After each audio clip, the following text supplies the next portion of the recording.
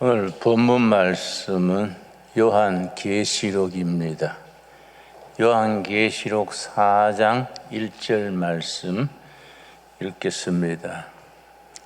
이 일 후에 내가 보니 하늘에 열린 문이 있는데 내가 들은 바 처음에 내게 말하던 나팔 소리 같은 그 음성이 이르되 이리로 올라오라. 이후에 마땅히 일어날 일들을 내가 너희에게 보이리라 하시더라. 하늘에 열린 문, 땅과 하늘을 서로 대조해서 하늘에 열린 문이 있습니다. 2절 말씀, 내가 곧 성령에게 감동되었더니 보라, 하늘에 보좌를 베풀었고 그 보좌 위에 앉으신 이가 있는데 하늘에 열린 문이 있고 하늘에 보좌가 있습니다. 보좌가 둘입니다. 요한계시록에 등장하는 보좌는 첫째는 땅 위에 보좌가 있고 둘째 하늘에 보좌가 있습니다. 땅의 보좌와 하늘의 보좌 사이에 열린 문이 있습니다. 땅 위의 보좌는 로마 황제가 앉아 있는 보좌. 그 보좌는 교회를 핍박하고 죽임당하신 어린 양을 박해하고 어린 양을 따르는 성도들을 온갖 고문을 하고 불이익을 줘서 구박을 합니다.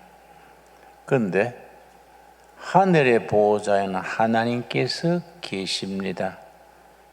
하늘의 보좌 앞에 보좌가 24보좌가 앞에 있습니다. 4장 3절 말씀, 요한계시록 4장 3절. 요한계시록 공부가 왜 중요하냐 하면은 요한계시록을 또 다른 복음 이렇게 부릅니다. 사복음서 더하기 복음서가 하나 더 있다. 요한계시록이 바로 복음서다. 그래서 우리가 요한계시록을 너무 어렵게만 생각해서 요한계시록을 읽지 못하는 것은 참 신앙생활에 크게 안타까운 일입니다. 요한계시록이 왜 중요하냐? 또 다른 복음이라 할 만큼 우리의 죽으신 어린 양 예수님을 계속해서 설명하는 내용이 요한계시록입니다. 그래서 요한계시록을 제대로 읽으면 요한계시록의 주인공 되는 어린 양 예수님을 만날 수 있게 됩니다. 그래서 요한계시록이 22장으로 되어 있는데 그 중에서 어린 양이란 말이 26번 되풀이 나옵니다. 자, 요한계시록 4장 3절, 앉으신 이의 모양이 벽옥과 홍보석 같고 또 무지개가 있어 보좌에 둘렀는데 그 모양이 녹보석 같더라. 4절 우리 같이 읽겠습니다. 또 보좌에 둘러 24보좌들이 있고 그 보좌들 뒤에 24장로들이 흰옷을 입고 머리에 금관을 쓰고 앉았더라. 하나님이 계시는 하늘 보좌 주위에 24보좌가 있습니다. 24보좌의 내용에 대해서 해석하기를 구약의 12지파, 신약의 12제자 합쳐서 24보좌가 보좌에 앉으신 하나님을 찬양하는, 그래서 요한계시록에서 가장 많이 강조하는 부분이 경배와 찬양입니다. 보좌에 앉으신 하나님을 계속 찬양하는 복음. 근데 그 보좌에 앉으신 이들이 하나님을 찬양하면서 하나님께서 땅에 있는 보좌, 로마 황제가 교회를 핍박하고 교인들을 순교하게 하고 온갖 해코지 하는 것을 하나님이 살피십니다. 요한계시록 1장에서는 예수 그리스도, 어린 양 예수님이 어떤 예수님이냐 그걸 자세히 얘기합니다. 계시록 1장 1절 말씀, 예수 그리스도의 계시라. 인자 헬라 성경 원문에는 아포카립투스 지저스, 아포카립투스 예수스 이렇게 나갑니다. 아포카립투스란 말은 가리운 것을 벗겨낸다, 비밀을 드러낸다.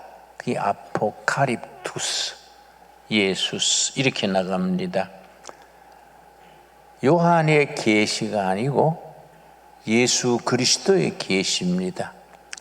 예수 그리스도의 아포카립투스, 그 계시를 요한을 통해서 우리에게 알려주십니다. 그러면서 예수는 어떤 예수냐 1장에서 계속해서 예수님에 대해서 소개합니다.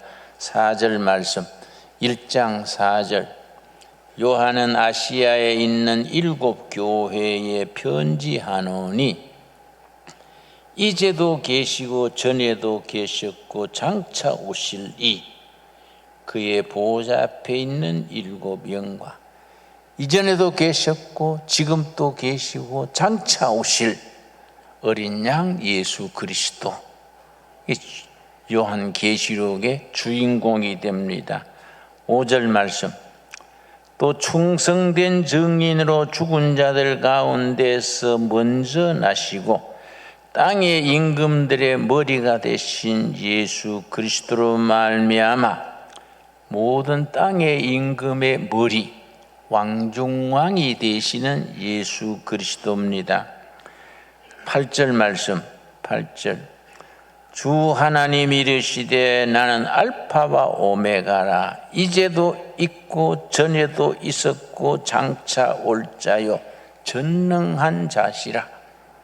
알파요 오메가 되시는 예수 그리스도, 어린 양 예수 그리스도입니다.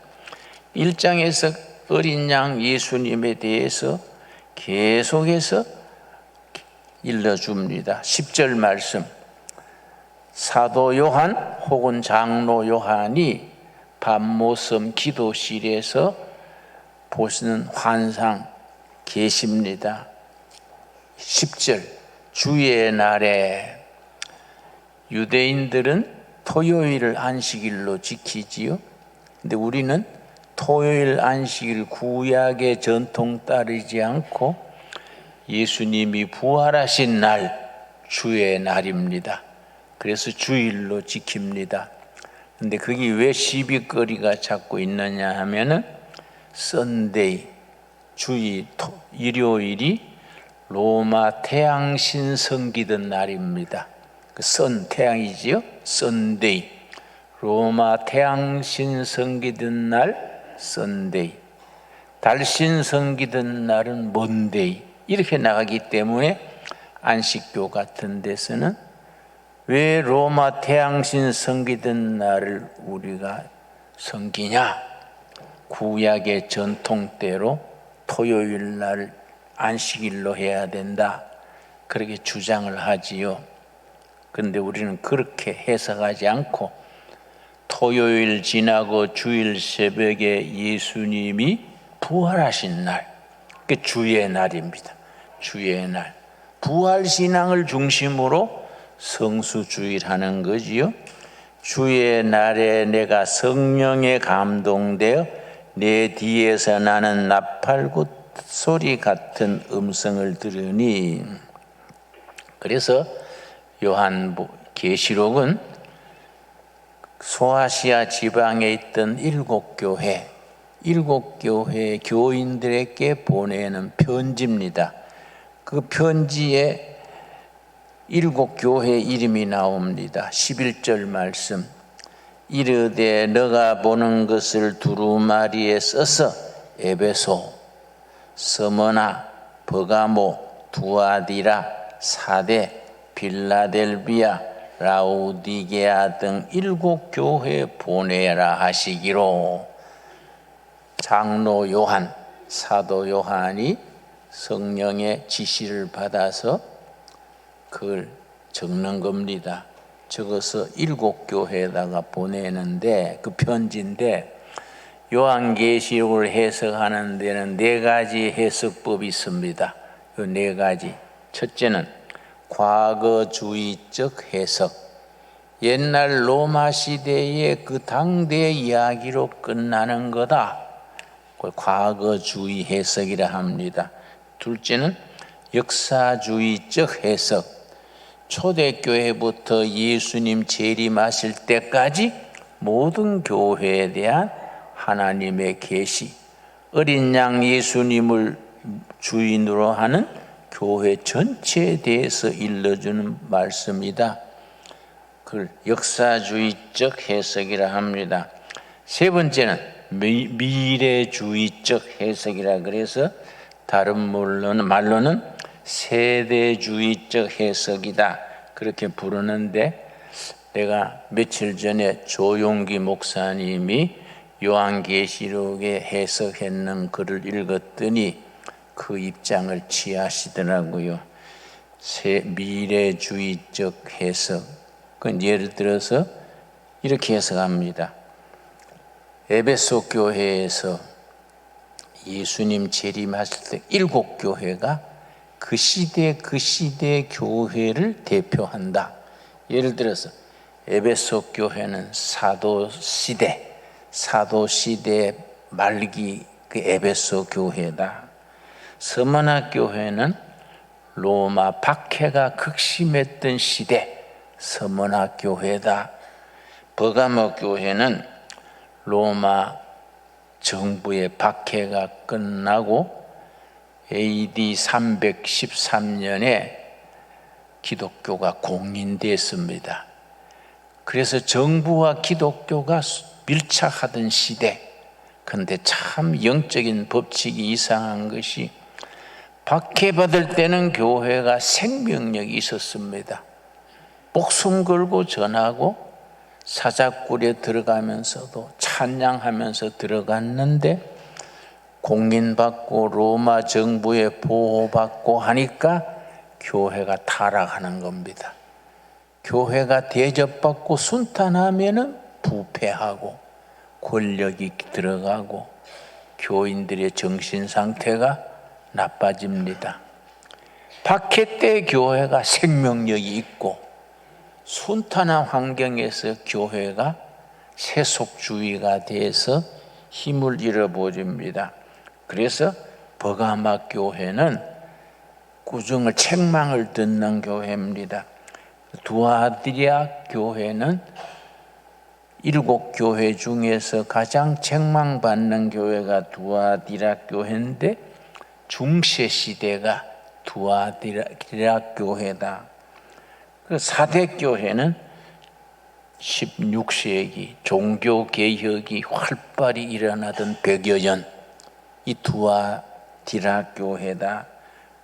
그리고 필라델피아 교회는 종교개혁 이후에 생명력이 있어서 세계로 뻗어가던 시대, 그걸 필라델피아 교회. 마지막이 라오디게아 교회입니다. 라오디게아 교회는 현재 지금의 교회가 말세의 우리 지금의 교회가 라오디게아 교회다. 그렇게 해석을 하는 해석이 이제 미래주의적인 세대주의적인 해석입니다. 주로 복음주의자들 또 보수주의자들은 그런 쪽으로 많이 기울어집니다. 네 번째는 관념적인 이상주의적인 해석. 근데 우리가 어느 한쪽에 기울어지지 말고 어린 양 예수님을 중심으로 전체를 우리가 함께 볼 수 있는 신앙을 가져야 합니다.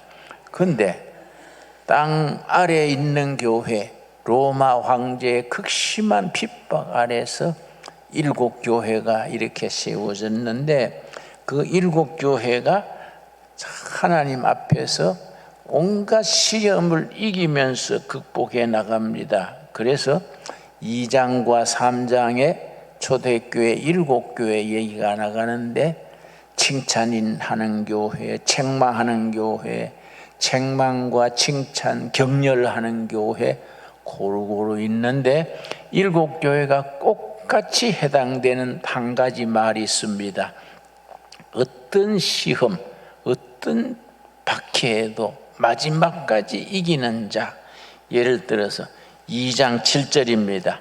2장 7절 말씀, 에베소 교회에 대해서 말합니다. 7절, 귀 있는 자는 성령이 교회들에게 하시는 말씀을 들을지어다. 이기는 그에게는, 에베소 교회 성도들에게 어떤 박해와 유혹과 시련에도 이기는 자, 그는 내가 하나님의 낙원에 있는 생명나무 열매를 주어 먹게 하리라. 2장 11절, 우리 서문학 교회에 대해서도 같은 말입니다. 11절 말씀, 귀 있는 자는 성령이 교회들에게 하시는 말씀을 들을지어다. 뭐라 그랬습니까? 이기는 자는 둘째 사망의 해를 받지 아니하리라. 세 번째 2장 17절입니다.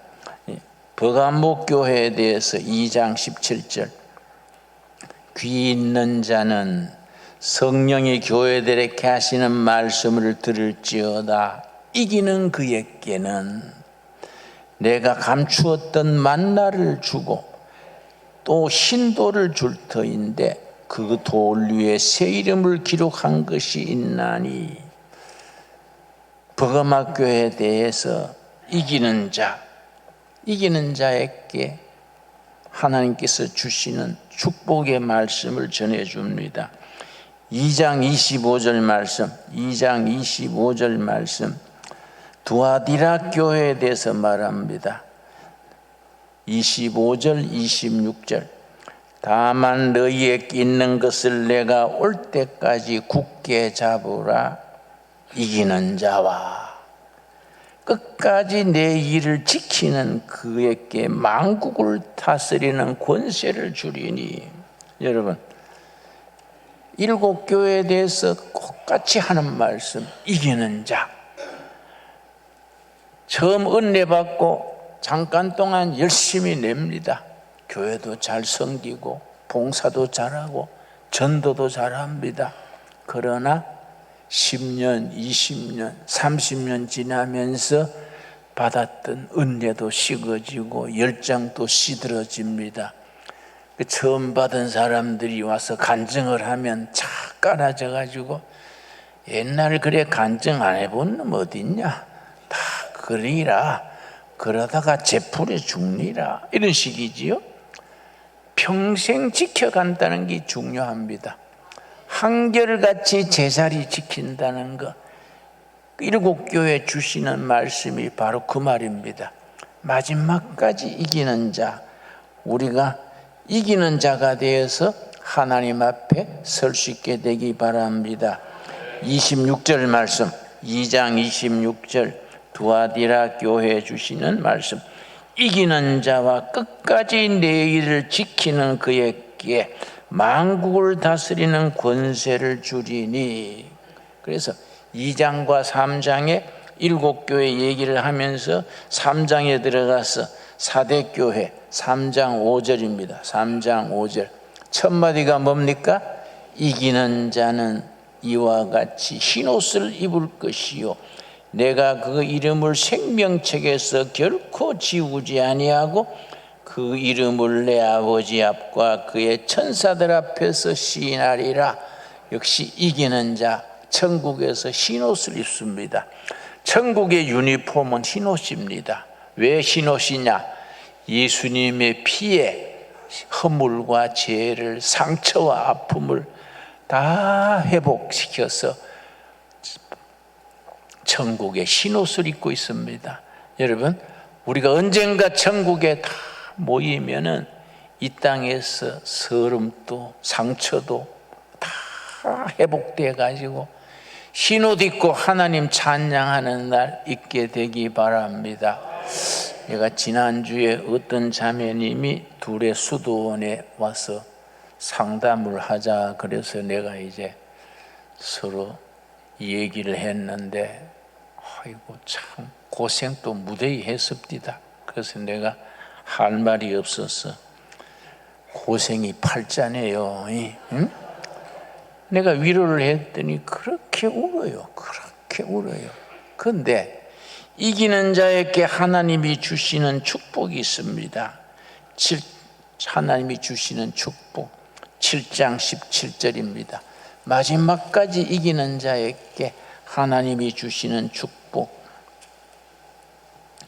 먼저 7장 13절 봅니다. 장로 중 하나가 응답하여 나에게 이르되 이 흰옷 입은 자들이 누구며 또 어디서 왔느냐? 천국에서 흰옷 입고 하나님 찬양하고 경배하는 그 무리에 대해서 이들이 누굽니까? 어디서 왔습니까? 그럼 나중에 신강교회에서 왔네요. 뭐 이렇게 되겠지요. 14절 말씀.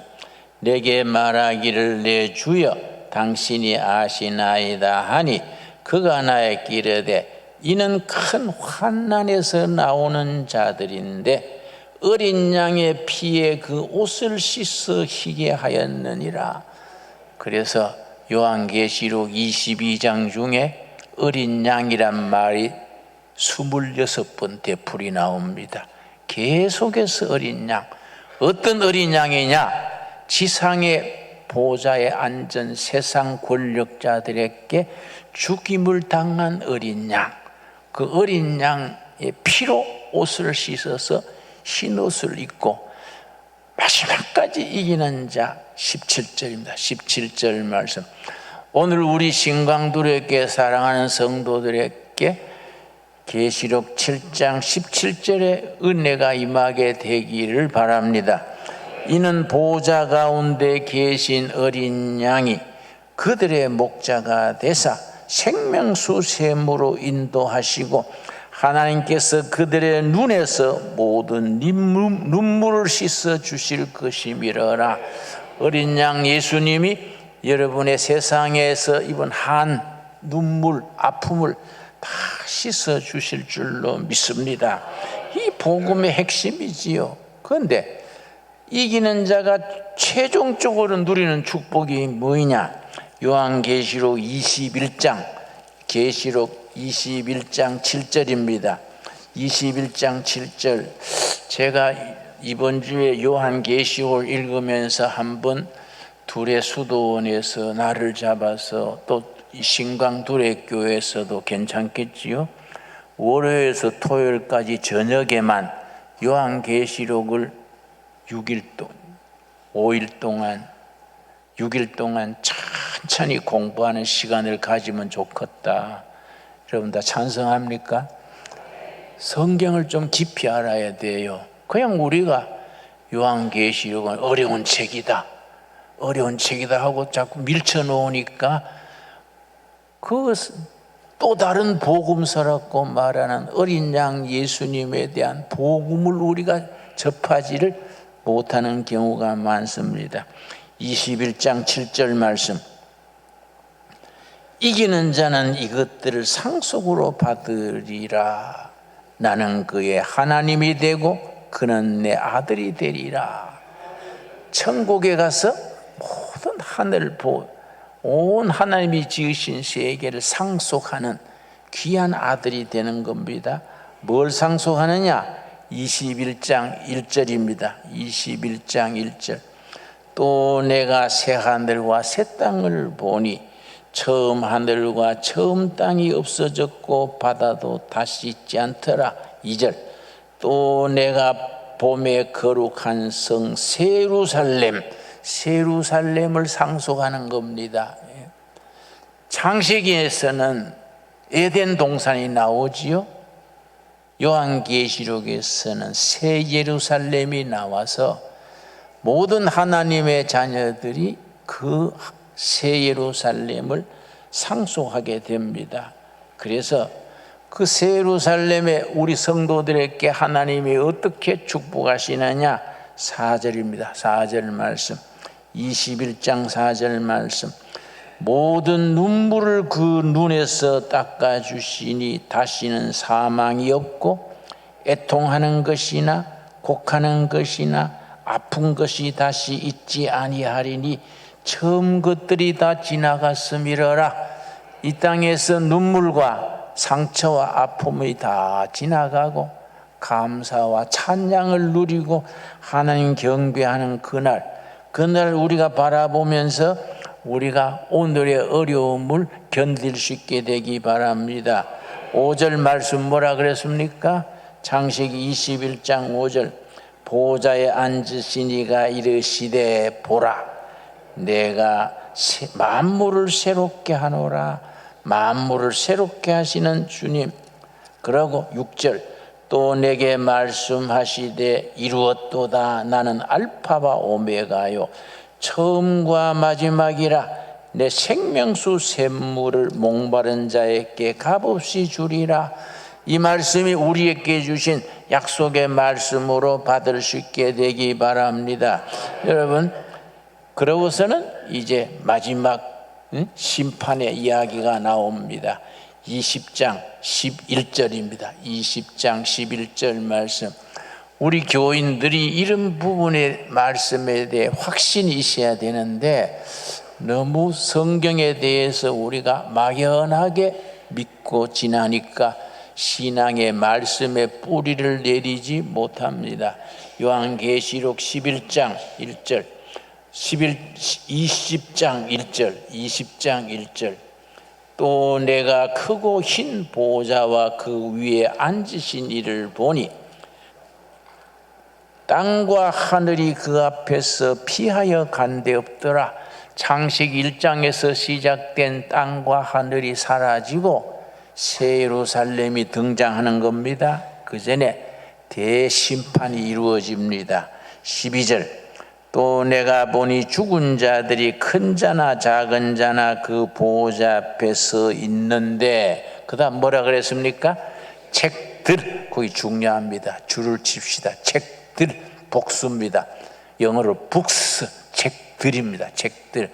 아마 한 사람 앞에 한 권씩 생각할 수 있겠지요. 우리가 살아온 세월에 행한 일이 다 기록되는 책입니다. 책들이 펴져 있고 또 다른 책이 펴졌으니 다른 책 고개 줄을 칩시다. 단수입니다. 단수. 더 북. 앞에 책들은 복수. 한 사람 앞에 한 권씩. 뒤에 책은 더 북 한 권. 무슨 책이냐? 책들이 펴졌으니 곧 생명책이라. 그 생명책의 주인이 누구겠습니까? 어린 양 예수님이 주인이 되는 생명책. 그 생명책에는 예수 믿고 구원받은 사람들의 이름이 적혀 있는 책입니다. 여러분, 여러분의 이름이 생명책에 분명히 기록된 것을 믿으시기 바랍니다. 자, 그러되면 무슨 축복이 있느냐? 책들에 기록된 대로 심판을 받는데 심판에서 면제된다는 겁니다. 또 다른 책이 펴졌으니 곧 생명책이라.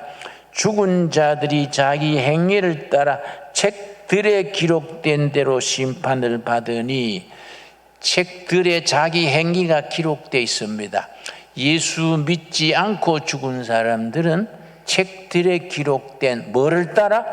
자기 행위를 따라. 그래서 내가 연세대학 채플에 내가 가서 설교를 했었는데 학생 한 명이 질문을 하더라고요. 목사님, 그 공자님이나 소크라테스 같은 분은 훌륭한 분인데 예수 안 믿었다고 지옥불에 그냥 들어갑니까? 하나님이 공평하지 못하지 않습니까? 그러길래 자네 좀 더 성경을 깊이 이해하는 게 좋겠네. 요한계시록 20장 12절 말씀에 예수 믿지 않았던 사람들은 책들에 기록된 뭐를 따라? 행위를 따라. 행위 심판 그래요. 예수 믿지 않고 죽은 사람들은, 공자님은 예수 이름을 못 들었으니까 행위를 따라 행위 심판이라 그럽니다. 그런데 우리 예수 믿고 이름이 무슨 책에 기록된다고요? 생명책에 이름이 기록된 우리는 심판에서 통과, 장학생이죠. 장학생. 그걸 어디서 그렇게 말했냐면은 요한복음 5장 24절 말씀, 요한계시록 말고 요한복음 5장 24절 말씀. 우리가 교회를 늘 다니고 해도 그런 말씀에 대해서 성경적으로 딱 정리가 돼 있지 못하니까 늘 좀 헤매는 경우가 많습니다. 그래서 공자, 석가, 소크라테스 같은 분도 김일성이나 히틀러나 스탈린과 같은 불구덩이에서 고통당하는가, 그런 질문이 나오는 거이지요. 그런 사람들은 자기 책들에 기록된 자기 행위를 따라 심판을 받고, 우리는 예수를 믿고 구원받을 때 이름이 어디에 기록되어 있습니까? 생명책. 생명책의 주인이 누굽니까? 어린 양 예수님 생명책에. 여러분, 내 이름이 생명책에 기록된 걸 믿습니까? 나는 그걸 확실히 믿습니다. 확실히 믿기 때문에 나는 내년에 죽어도 10년 뒤에 죽어도 나는 그게 죽음에 대해서 일부러 빨리 죽을 건 아니지만은 그 두려움이 없어요. 생명책에 이름이 딱 기록되기 때문에. 김진홍, 그러면 이제 천국 입구에서 베드로 사도가 어디서 왔어요? 동두천에서 왔어요. 그럼 주민등록번호가 몇 번이요? 예를 들어서 그러면 410 뭐라 그러면 생명책에 이름이 없네? 그러면 그냥 아이고 왜 없을까요? 이러면 안 돼요. 베드로 사도님, 혹시 노안이라서 잘못 본 거 아닙니까? 책장 둘 넘긴 게 아닙니까? 내 이름은 있습니다.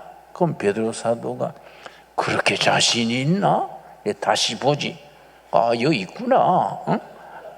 그렇게 확신이 있어야 됩니다. 아멘 하십니까? 그래서 신앙은 확신입니다. 확신. 그 영어 성경에는 self conviction, 자기 확신. 하늘이 무너지고 땅이 꺼져도 나는 이거 붙들고 나간다. 그래서 요한계시록에 그 지상의 보좌에 앉은 로마 황제들이 온갖 박해를 다 해도 그 신앙 고백 들고 웃으면서 죽는 겁니다. 왜냐? 이름이 생명책에 있기 때문에. 그래서 요한복음 5장 24절 말씀, 이런 말씀이 우리 마음속에 확실하게 잘 박힌 못처럼 박혀 있어야 됩니다. 내가 진실로 진실로 너희에게 이르노니 내 말을 듣고 또 나 보내신 이를 뭐하는 자? 듣고 믿는 자. 듣고 믿는 자는 영생을 얻었고, 언제 영생 얻었습니까? 믿을 때 영생을 이미 얻었습니다. 그걸 의롭게 되었다고 말합니다. 여러분 다 이미 영생 얻은 걸 아멘 하십니까? 예. 심판에 이르지 아니하느니 행위 심판할 때 거기서 통과예요. 통과. 왜 그렇습니까? 이름이 어디에 적혀 있다고요? 생명책에 이름이 있어서 행위 심판에 통과예요. 통과. 심판에 이르지 아니하나니 고담 사망에서 생명으로 옮겨져서 현재 살고 있느니라. 이걸 구원의 삶 시제, 학교 다닐 때 배웠지요. 과거, 현재, 미래, 시제. 그 구원의 삶 시제라 그럽니다. 듣고 듣고 믿을 때에 구원을 얻었습니다. 구원의 과거 텐스, 패스트 텐스. 앞으로 천국 문에서 행위 심판에 이르지 않고 통과됩니다. 이건 이제 구원의 미래 시제. 현재는 어떠냐? 사망에서 생명으로 옮겨져서 생명을 누리고 살고 있습니다. 여러분 아멘 하세요? 현재 사망에서 생명으로 옮겨져서 생명을 누리다가 천국으로 통과하는 겁니다. 이 그림이 확실해야 돼요. 이 그림이. 그래서 요한계시록을 어렵다 하지 말고 이 과정이 300가지나 해당되는 상징, 심볼 거치면서 어린 양 예수님을 만날 수 있어야 되고, 어린 양 예수님을 믿는 믿음으로 마지막까지 승리해야 되고, 승리하는 사람은 새하늘과 새 땅에서 하나님이 우리 눈물 씻어주시고 상처를 싸매주시고, 그 마지막에 어떻게 하느냐? 마지막 장 요한계시록 22장 1절 말씀, 성경의 제일 마지막 장입니다. 요한계시록 22장 1절 말씀. 또 그가 수정같이 맑은 생명수 강을 내게 보이니 하나님과 및 어린 양의 보호자로부터 나와서 하나님의 보호자 밑에서 생명수, 영생을 얻는 생명수 물이 흘러서 우리들 10년까지 오는 겁니다. 생명 역사를 얻는 겁니다. 2절, 22장 2절 찾았습니까? 길 가운데로 흐르더라. 길 좌우에 무슨 나무가 있지요? 생명나무. 그래서 창세기는 1장, 2장에 생명나무가 나오지요? 에덴 동산에 생명나무가 나왔다가 우리 조상이 타락함으로 생명나무가 사라졌습니다. 창세기 3장에서 사라져 버렸습니다. 그런데 언제 다시 등장하느냐? 성경의 마지막 장 요한계시록 22장에 생명나무가 다시 등장하는 겁니다. 천국에서 영생을 누리는 생명나무. 그러면 창세기 2장 3장의 생명나무와 요한계시록 22장의 생명나무 사이에 나무 한 그루가 더 있습니다. 무슨 나무일까요? 그래서 성경은 나무 세 그루의 이야기다 그렇게 말합니다. 첫째 나무는 창세기 2장 3장의 생명나무, 둘째는 요한계시록 22장의 생명나무, 중간에 한 그루가 더 있습니다. 십자가나무. 예수님이 십자가에 달리신 예수님을 듣고 믿는 자 생명을 얻었어. 의롭게 됐어. 천국에 들어갈 때 행위 심판에서 통과돼. 이름이 어디에 있기 때문에? 생명책에 있기 때문에 통과. 그럼 현재 하루하루 살아가는 동안에는 사망에서 생명을 누리고 사는 겁니다. 그래서 믿는다는 건 위대한 사건입니다. 그래서 새하늘과 새 땅의 상속자가 돼서 하나님이 우리 눈에 눈물 다 씻어주시고 한을 풀어주시고 상처를 치료해 주시고 영생을 누리게 하는 거이지요. 그 복을 누리는 성도들 되기 바랍니다. 기도하겠습니다. 하나님 감사합니다. 하나님께서 우리에게 주신 요한계시록 또 다른 복음을 우리가 잠시 살폈습니다. 우리 이름이 하늘나라 생명책, 어린 양이 주인 되시는 생명책에 기록된 것 고백합니다. 감사합니다. 찬양합니다. 어린 양 예수님을 찬양하며 마지막까지 이기는 신앙생활하고 천국에 가서 흰옷 입고 하나님 찬양하며 생명 누리는 우리들이 되게 하여 주시옵소서. 우리 이름이 하늘나라 생명책에 기록된 걸 믿습니다. 확신합니다. 그래서 지금 사망에서 생명으로 옮겨져서 생명을 날마다 누리는 우리들이 되게 하여 주시옵소서. 예수님 이름 받들어 기도드려 싸움나이다. 아멘.